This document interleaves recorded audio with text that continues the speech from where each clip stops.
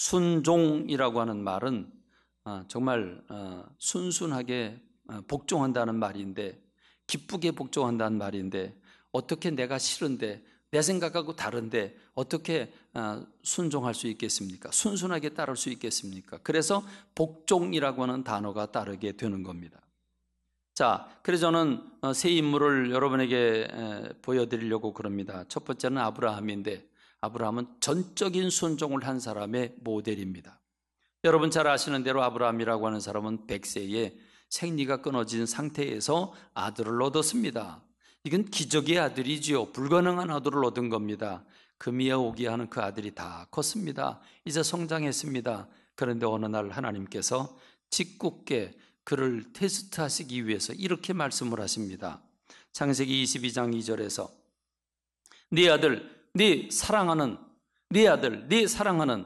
독자 이삭을 데리고 모리아 땅으로 가서 내가 네게 일러준 한 산 거기서 그를 번제로 드려라. 그럼 번제가 무엇입니까? 불태워 드리는 제사가 번제입니다. 소든 양이든 비둘기든 곡식이든 불태워 드리는 제사가 번제인데, 불태우기 위해서는 먼저 뭘 해야 됩니까? 죽여서 각을 떠야 합니다. 그리고 피를 뿌리고 제단 위에 그 고기를 올려놓아서 불태우는 제사가 번제입니다. 그런데 누구를 드리라고요? 아들을 드리라고요. 아들 이삭을 드리라고요. 여러분, 그런데 놀라운 것은 창세기 22장 2절에서 하나님이 이 말씀을 하셨는데 3절 말씀 보니까, 그 다음 구절의 말씀 보니까 창세기 22장 3절이 이렇습니다. 아브라함이 아침에 일찍이 일어나 나귀 한 장을 지우고 두 종과 그의 아들 이삭을 데리고 번제에 쓸 나무를 쪼개어 가지고 떠나 하나님이 자기에게 일러준 곳으로 갔다라고 말합니다. 지체가 없었습니다. 고민하지 않았습니다. 이럴까 저럴까 말도 안 돼. 주실 때는 언제고 빼서? 여러분, 온갖 불평과 원망, 의문과 수많은 항거를 할 수 있음에도 불구하고 아브라함은 일체 전적으로 하나님의 말씀대로 아침에 일찍 일어나서 하나님이 하라는 대로 순종했습니다. 3일 길 걸려서 모리아 산에 도착합니다. 근데 아들이 생각해 보니까 아무리 생각해도 이상합니다. 아버지에게 질문합니다. 아버지, 나무도 있고 불도 있는데 번제할 어린 양은 어디 있습니까? 그럼 이 질문을 받았을 때 그 아버지 마음이 어땠을까요? 근데 그는 거짓말하지 않았습니다. 여호와 이레, 하나님이 이미 준비하셨다라고 말합니다. 너다라고 말하기는 어렵겠죠.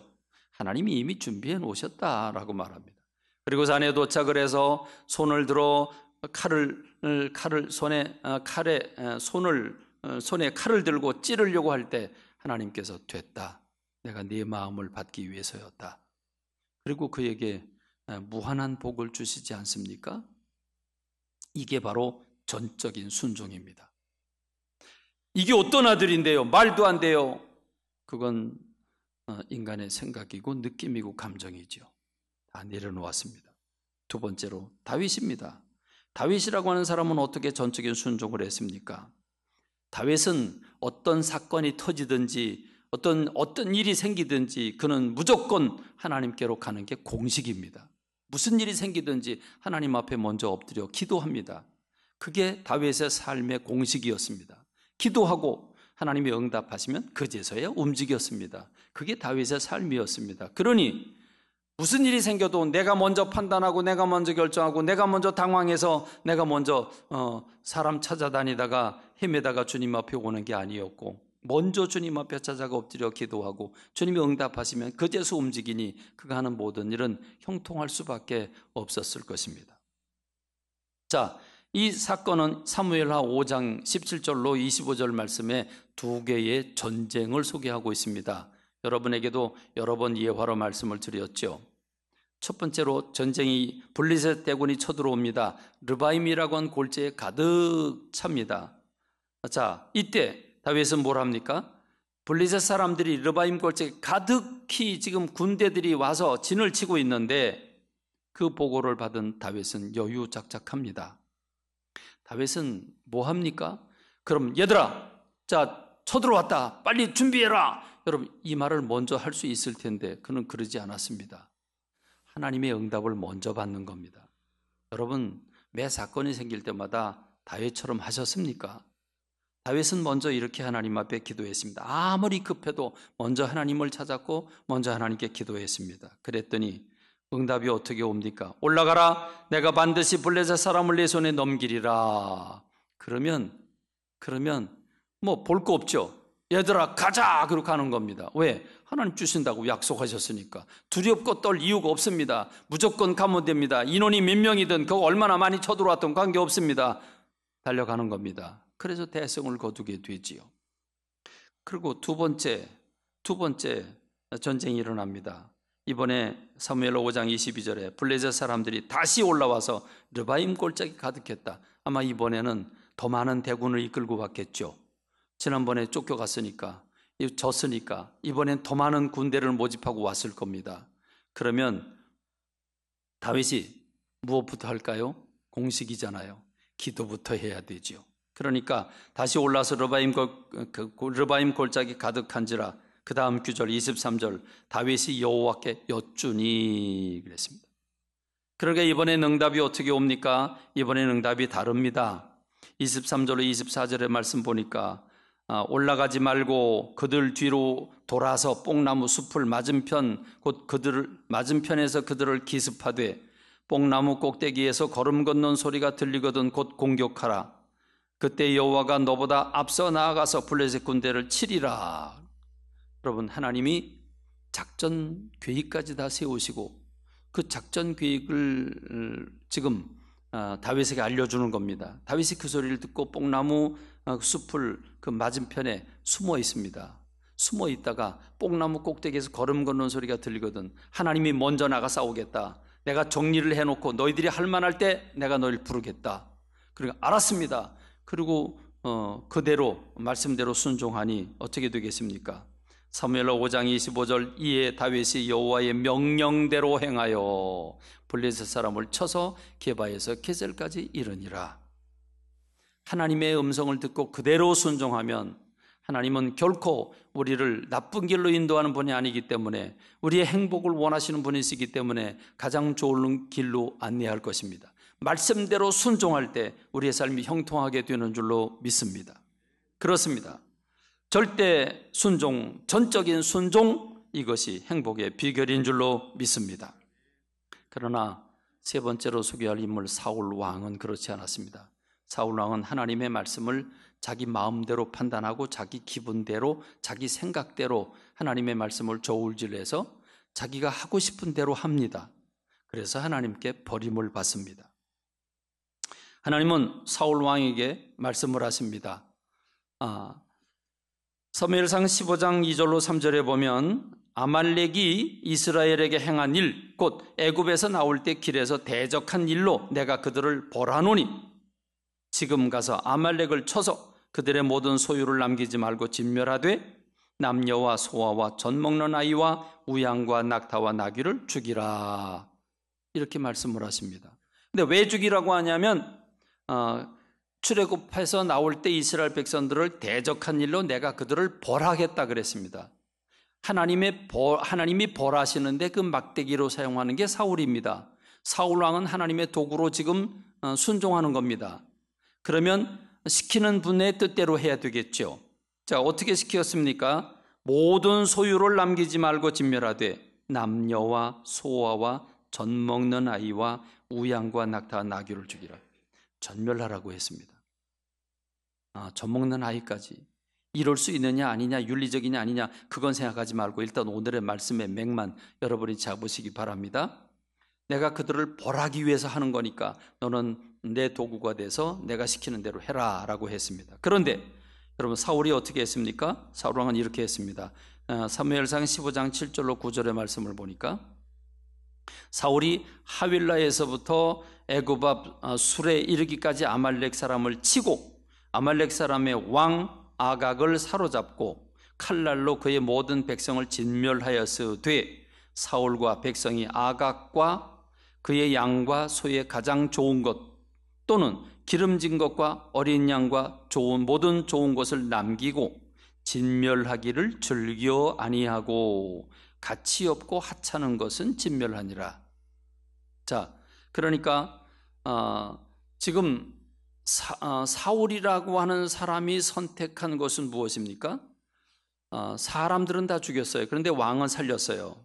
왕은 살렸어요. 여러분, 왕을 왜 살렸을까요? 왕을 왜 살렸을까요? 굉장히 중요한 부분입니다. 자, 하나님이 진멸하라고 그랬어요. 이건 벌하는 거니까 진멸하라고 그랬어요.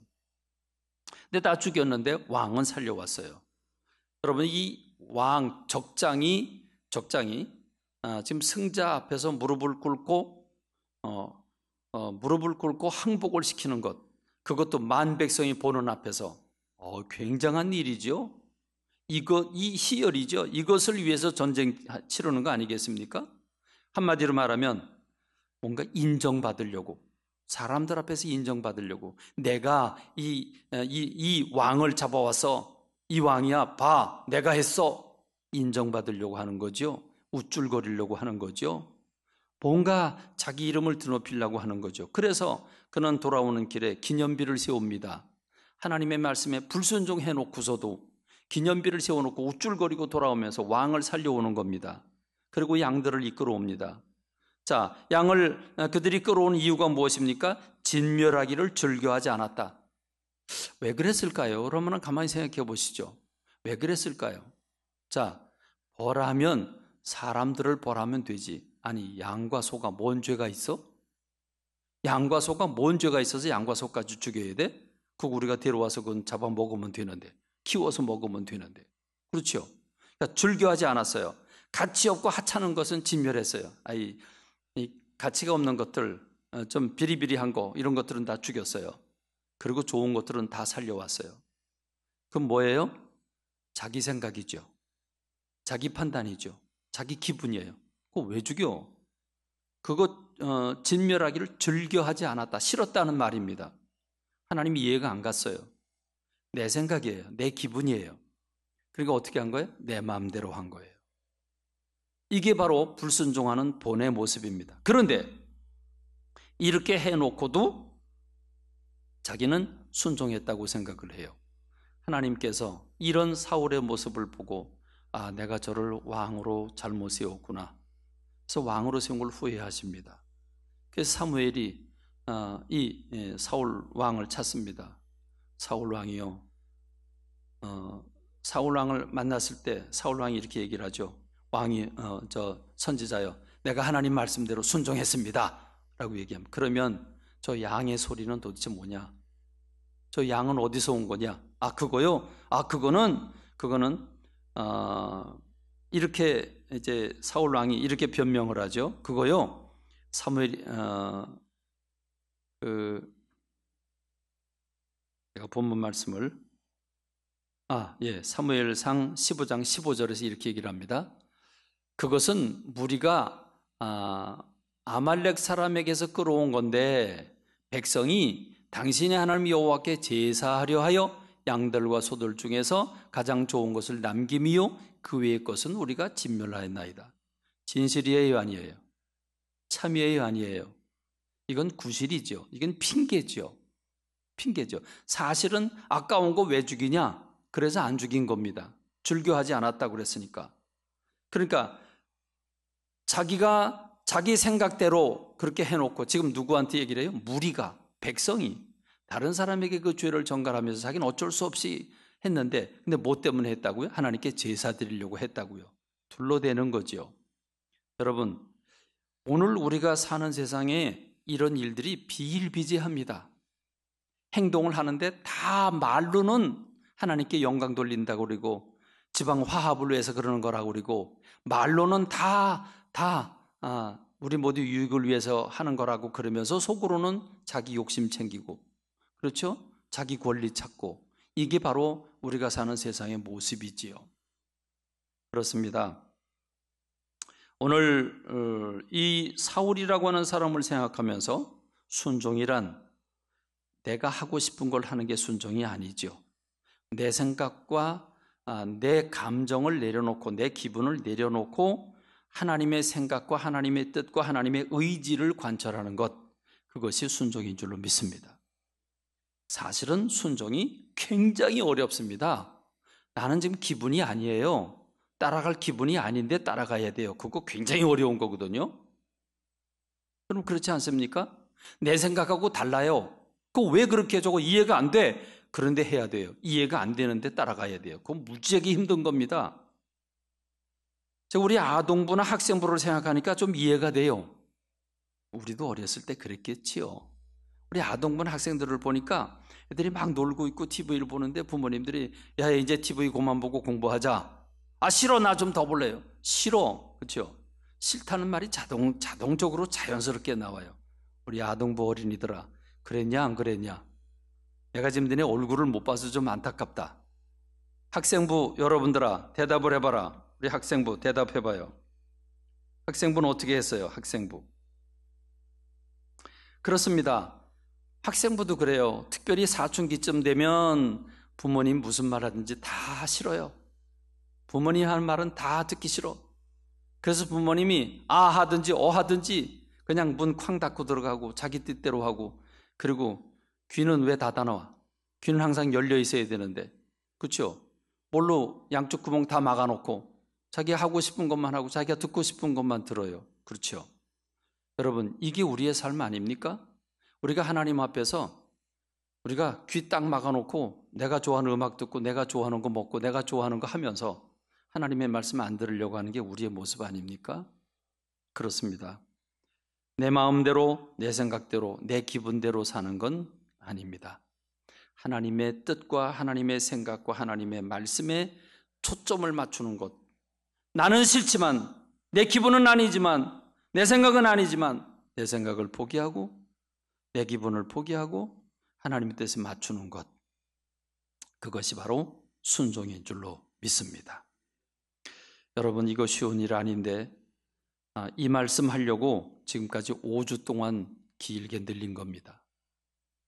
한 주 한 주 한 주 한 주 말씀으로 이끌어간 이유가 여러분이 말씀에 저도 여러분도 말씀에 순종하지 않는 게 너무 익숙해져서 내 마음대로 사는 게 너무 익숙해서 하나님이 주신 시간과 하나님 주신 물질과 하나님 주신 재능이 다 하나님의 영광을 위해서 사용하라고 주셨는데 우린 너무 내 마음대로 사는 게 익숙해져서 말씀 읽어라 순종해라 해도 이게 실천이 안 돼서 5주 동안 늘려서 여러분들에게 말씀을 나눈 겁니다. 오늘 이 말씀 전하기 위해서 5주 동안 나눈 겁니다. 그러므로 여러분 순종이 무엇인지 깨달으십시다. 순종이 뭔지 깨달으십시다.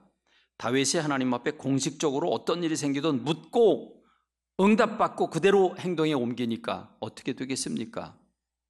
사무엘하 5장 10절의 말씀 보니까 만군의 하나님 여호와께서 함께 계시니 다윗이 점점 강성하여 가니라 했습니다. 마지막 네 번째로 순종은 입술로 선포하면서 손으로 발로 움직이는 것입니다. 입술로 선포하는 거 대단히 중요합니다. 지금 내 상황이 안 좋습니다. 지금 너무 열악합니다. 지금 아무리 봐도 소망이 안 보입니다. 소망이 보이지 않는데 할 수 있어. 하나님 감사합니다. 주실 줄 믿습니다. 선포하는 것, 입술로 선포하는 것, 믿은 것을 입술로 내뱉는 것. 여러분 이것이 바로 믿음의 언어를 사용하는 것과는 달리 믿음의 선포를 하면서 입술을 벌려서 순종으로 선포할 때 하나님의 역사가 일어나게 되는 줄로 믿습니다. 하나님께서 에스겔이라고 하는 선지자에게 어떤 한 골짜기를 데리고 갑니다. 데리고 가서 보여줍니다. 그랬더니 거기는 사람들이 죽어서 많은 사람들이 죽어서 거기 지금 시신들이 널려져 있는데 하도 오래돼 가지고 다 바짝 말라서 다 뼈들이 다 흩어졌고 이미 부서져서 흩어졌고 누구의 시신인지도 모르고 지금 많은 그 군대가 죽은 것처럼 그렇게 그 골짜기에 뼈들이 가득했는데 누구 뼈인지도 몰라요. 다 흩어지고 막 섞이고 난리가 났습니다. 쌓여 있습니다. 그런데 하나님이 그 에스겔에게 말씀하시죠. 인자야, 저 뼈들이 능히 살 수 있겠느냐? 우린 끝을 아니까 이 결과를 아니까 그냥 순순하게 받아들일 수 있지만 여러분 이 사실을 전혀 모르고 전혀 모르고 지금 처음 대하는 거라고 생각해 보십시다. 골짜기에 들어가서 여러분을 데리고 가서 이 뼈들이, 마른 뼈들이 수백 년 된 것 같은데 저 마른 뼈들, 지금 닳고 닳아가지고 쌓여있는 저 뼈들을 보면서 야, 저 뼈들이 살아날 수 있겠냐? 너 살아날 것 같으냐? 이렇게 물었을 때 그럼요, 전지전능한 하나님이신데 뭔들 못하겠습니까? 여러분, 이 얘기가 나올까요? 쉬운 게 아니죠. 그런데 겨우 모기만한 목소리로 에스겔이 대답을 합니다. 그거야 주님께서 아시지요. 주님께서 아시지요. 이건 무슨 말이에요? 애매한 말이에요. 애매한 말. 확신에 찬 말이 아니에요. 주님이 아십니다. 지가 대답 못하겠다는 거죠. 제가 어떻게 알아요? 그걸 왜 나한테 물어요? 이 얘기인 거거든요. 자, 그러자 하나님이 그러면 너 저 뼈들을 향해서 내가 시키는 말을 그대로 해. 뭐라고요? 뭐라고 해야 되는데요? 뼈들을 향해서 뼈들아, 네 주인을, 네가 뼈들과 뼈들이 서로 연결해서 뼈와 뼈가 서로 연결을 해서 서로 붙어라. 명령해라. 그 다음엔요, 그러면 그 위에 힘줄이 입혀져라. 명령해라. 그 위에 살 가죽이 덮여져라. 명령해라. 그리고 생기야 사방에서 불어서 저 사람들 속에 들어가 생명을 불어넣어라 라고 명령해라.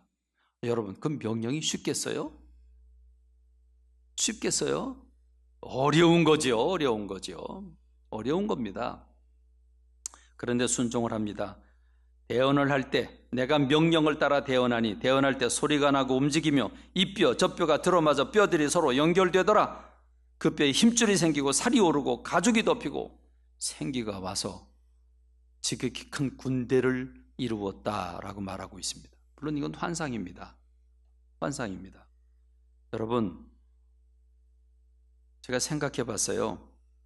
하나님이 저에게 저 광판리 춘천 안식원에게 가서 그 산꼭대기에 서가지고 저 무덤 속의 영혼들이 능히 살아날 줄로 믿느냐? 그 명령해봐라. 그 뼈들이 다 제자리를 찾으라고 명령해라. 그리고 그 위에 힘줄이 덮이고 가죽이 덮이고 생기가 와서 붙으라고 명령해라. 그럼 여러분 같은 명령 하겠습니까? 대언이라는 게 쉬운 게 아니죠. 믿음이 있어야 되고 그걸 순종해야 되는 겁니다. 쉬운 일이 아닙니다. 솔직히 말씀드리겠습니다. 여러분, 어째서 우리 주변엔 귀신이 판을 쳐야 되죠? 어째서 우리는 질병 가운데 잠겨 있어야 되죠? 어째서 우리는 수많은 문제 속에 포위되어 있어야 되지요? 어째서 우리는 근심 걱정 속에 사로잡혀 있어야 되지요? 우리긴 전능하신 하나님이 계시는데 우리에게는 주님이 하신 것보다 더 큰 일을 할 수 있다고 말씀하셨는데 왜 우리는 귀신들을 향해서 사단아 예수 그리스도 이름으로 명하노니 우리 집에서 떠나갈지어다 이걸 왜 못하냐 이 말이에요. 내 방에서 떠나가라. 나로 하여금 나쁜 습관에 빠지게 하는 마귀들아, 나로 하여금 술 중독에 죄의 중독에 빠지게 하는 마귀들아, 예수 그리스도 이름으로 명하노니 떠나가라. 왜 이 소리를 못하냐 이 말이죠. 질병을 향해서 명령해야 되잖아요. 문제를 향해서 명령해야 되잖아요. 주님은 우리와 함께 하신다고 말씀하셨고 무엇을 구하든지 들으신다고 말씀하셨습니다. 믿으십니까? 믿으시면 입술로 선포해야 되지요. 그럼 전 역사가 일어날 줄로 믿습니다. 오늘 이 말씀을 듣고 여러분의 삶의 현장에서, 여러분의 사업장에서, 여러분의 자녀들을 향해서 믿음으로 선포하십시오. 선포하십시오. 믿고 순종할 때 하나님의 역사가 일어날 줄로 믿습니다.